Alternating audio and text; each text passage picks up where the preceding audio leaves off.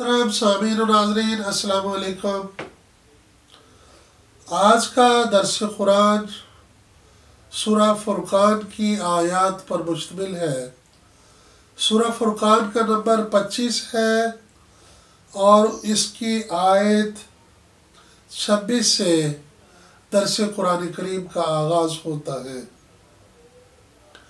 اللہ تعالیٰ ارشاد فرماتے ہیں، الملک یومئذ الحق للرحمن،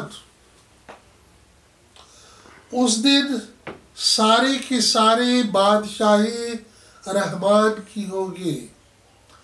رحمان اللہ تعالیٰ کا صفاتی نام ہے۔ اس دن ساری کی ساری حکمرانی، بادشاہی، حاکمیت صرف رحمان کی ہوگی، اللہ تعالیٰ کی ہوگی۔ وَقَانَ يَوْمًا عَلَى الْكَافِرِينَ عَسِيرًا، اور وہ دن کافروں پر بہت بھاری ہوگا۔ کافر کے معنی ہے انکار کرنے والا۔ اور انہی آیات کی روشنی میں ہی ہم دیکھیں گے کہ قرآن نے کافر کن کو کہا ہے۔ الملک یومئذ الحق للرحمن، اس دن بادشاہی ساری کی ساری رحمان کی ہوگی، اللہ کی ہوگی، یعنی حکم اللہ کا چلے گا، قانون اللہ کا لاگو ہوگا، کسی کو دم مارنے کی مجال نہیں ہوگی۔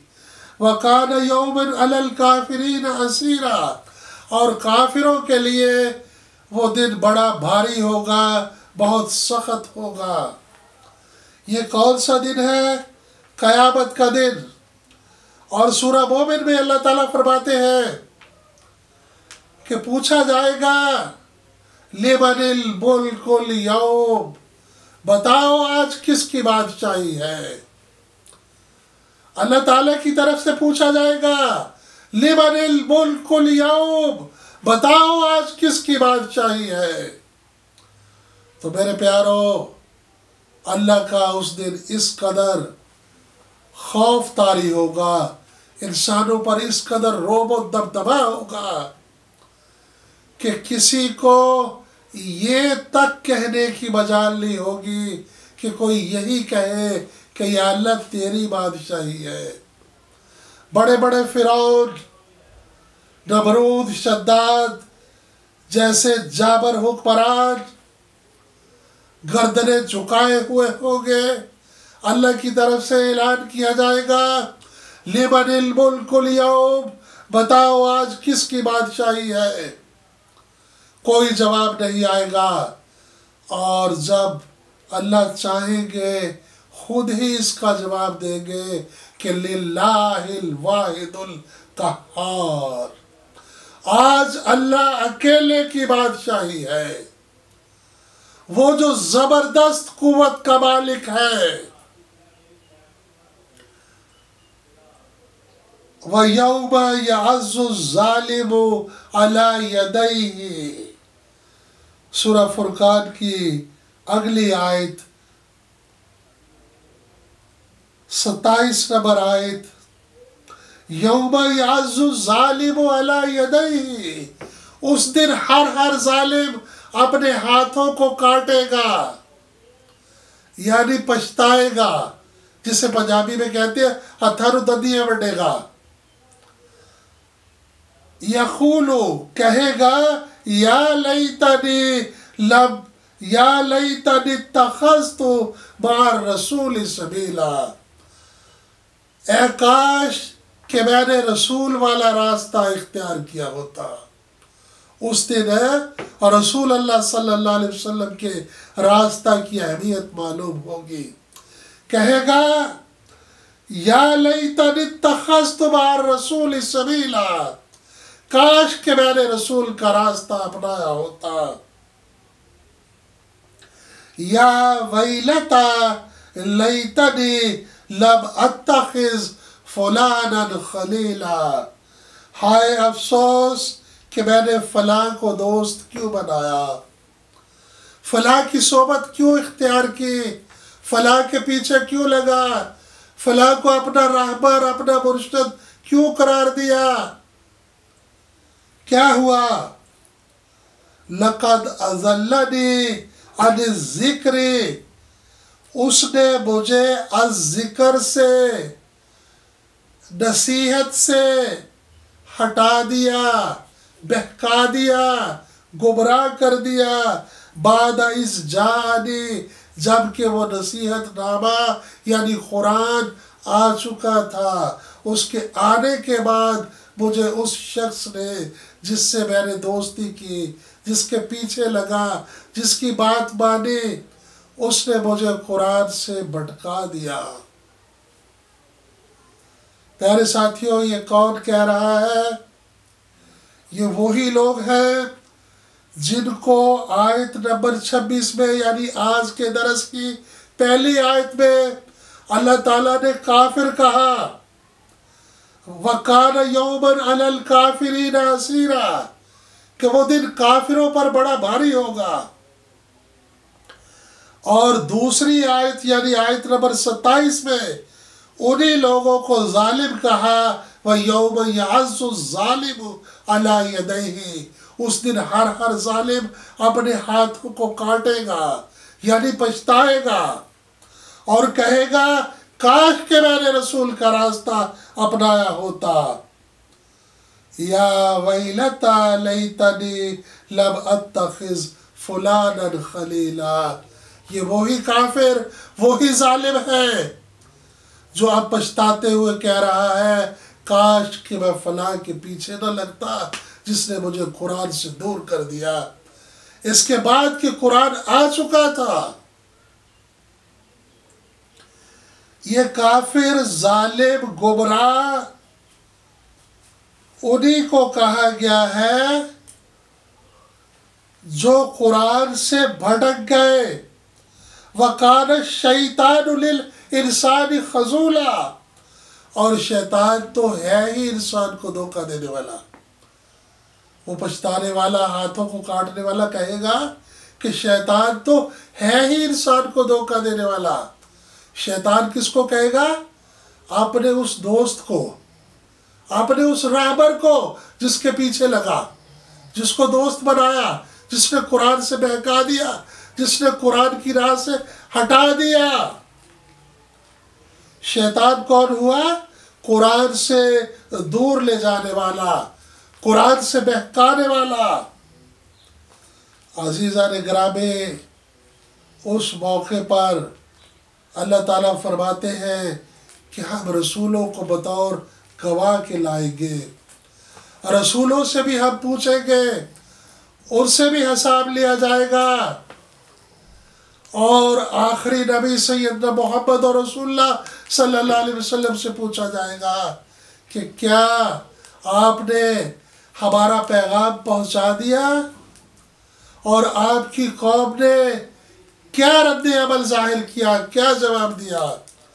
تو اللہ تعالیٰ بیفور ٹائم بتا رہے ہیں کہ رسول اس دن کہیں گے وَقَالَ الرَّسُولُ یا رب ان قوم اتخذوا هَذَا الْقُرْآنَ مَهْجُورًا، کہ اے میرے رب، میری اس قوم نے اس قرآن کو چھوڑ رکھا تھا۔ تو میری قوم کس کو کہا جا رہا ہے؟ حضور اپنی امت کو کہہ رہے ہیں، اور لا محالہ یہ امت کا اولین طبقہ نہیں ہے، یہ صحابہ اکرام نہیں ہیں، ان کی اولادیں نہیں ہیں، یہ ہمارے دور کے لوگ، ہمارے جیسے لوگ جنہوں نے قرآن کو چھوڑ رکھا ہے، قرآن پر عمل نہیں کر رہے، ان کے خلاف نبی مکرم صلی اللہ علیہ وسلم گواہی دیں گے۔ وَقَالَ الرَّسُولُ يَا رَبِّ إِنَّ قَوْمِ اتَّخَذُوا هَذَا الْقُرْآنَ مَهْجُورًا، اے میرے پروردگار، میری اس قوم نے اس قرآن کو چھوڑ رکھا تھا۔ تو پیارے ساتھیوں، یہ کن کے بارے میں کہا جا رہا ہے؟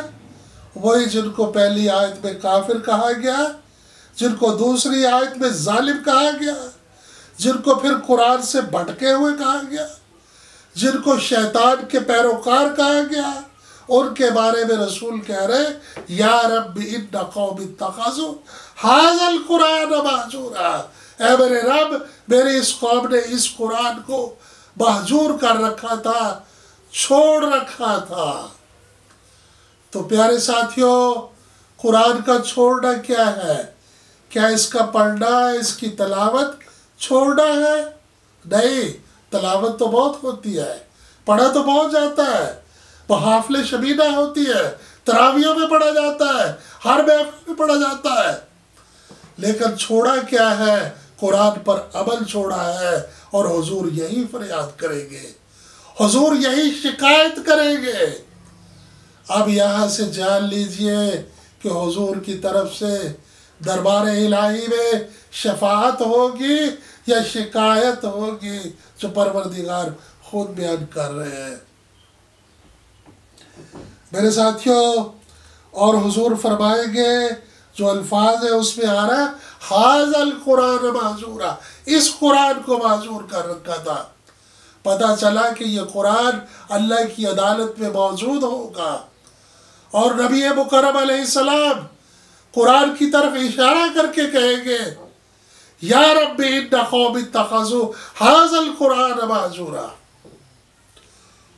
اس کے بعد اللہ تعالیٰ فرماتے ہیں آیت نمبر 31 سورہ فرقان کی، وَكَذَلِكَ جَعَلْنَا لِكُلِّ نَبِيٍّ عَدُوًّا مِّنَ الْمُجْرِمِينَ۔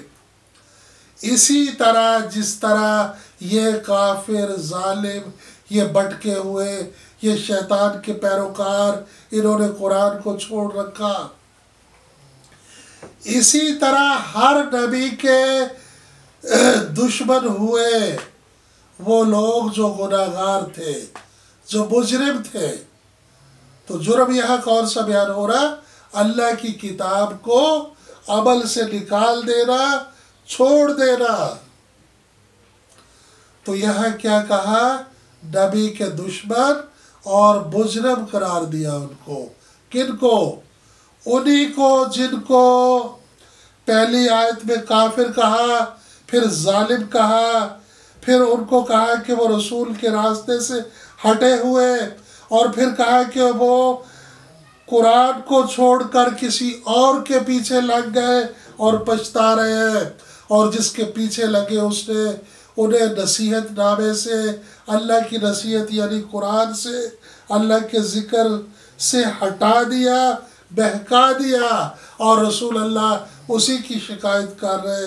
اور آیت نمبر 31 میں انہی لوگوں کو نبی کے دشمن اور مجرم قرار دیا۔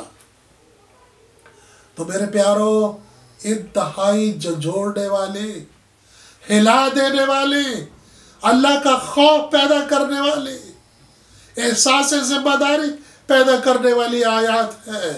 آئیے اللہ کا خوف اپنے دل میں پیدا کرے، اللہ کا تقوی اپنے اندر پیدا کرے، اور ان لوگوں میں سے ہو جائیں جو قرآن پر عمل کرنے والے ہوں، نہ کہ ان میں سے ہو جن کے خلاف نبی مکرم صلی اللہ علیہ وسلم شکایت کریں گے۔ آئیے اس گروہ سے بچ جائے جن کے خلاف حضور کی شکایت ہوگی، اور جب حضور کی شکایت ہوگی تو کیا سوچا جا سکتا ہے کہ پھر اللہ تعالیٰ ان کو سزا نہیں دے گا؟ اللہ تعالیٰ نے کہا ہر کسی کو اس کے کیے کا پورا پورا بدلہ دیا جائے گا۔